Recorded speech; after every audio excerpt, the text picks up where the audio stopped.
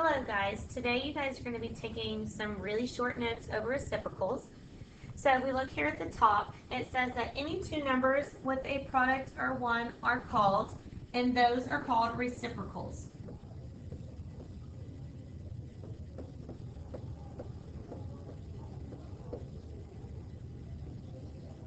Okay, so I'm going to show you exactly what that means. So we have 1/2 here in the table, and if you look over here, it says 1/2 times 2 is going to equal 1. So if I put that 2 over 1, then I know that 1 times 2 would give me the 2 on top. 2 times 1 gives me the 2 on top, which equals the 1 that they got here. So my reciprocal to 1/2 is going to be 2. In the second example, 2/3.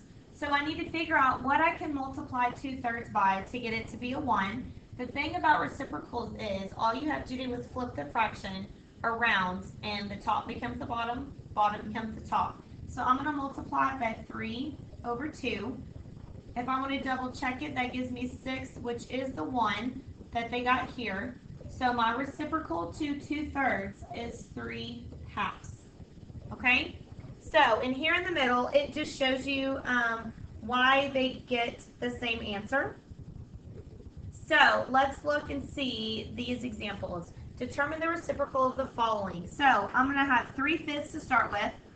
I just said that the reciprocal is the opposite of the fraction. So, I'm going to multiply that by 5 over 3.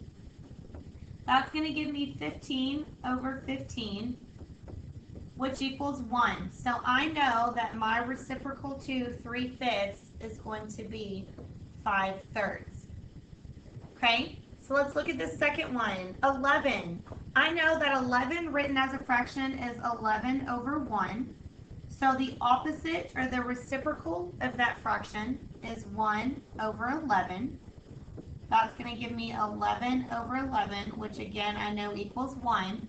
So my reciprocal to 11 is 1 over 11. In our last example, 9/4, I'm going to move down here underneath it a little bit. I'm going to rewrite that 9/4. The reciprocal of that is going to be 4/9. When I multiply across, that's going to give me 36 over 36, which I know equals 1. So I know that those two are in fact reciprocals, and my reciprocal was 4/9.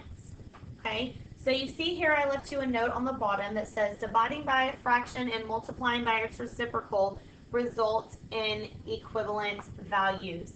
So if I have a number, like up here in my example, if I divide 3 by 1/2, okay, so I could use it a decimal form to prove it.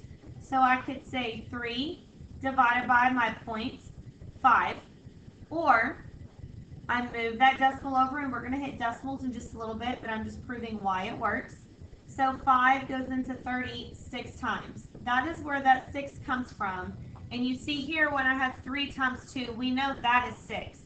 So that just proves that when you are dividing by a fraction, you can multiply by its reciprocal, and you are going to get equivalent values. So these were just some quick notes, and tomorrow when you return to class, we're going to spend some time practicing on this. Have a good day.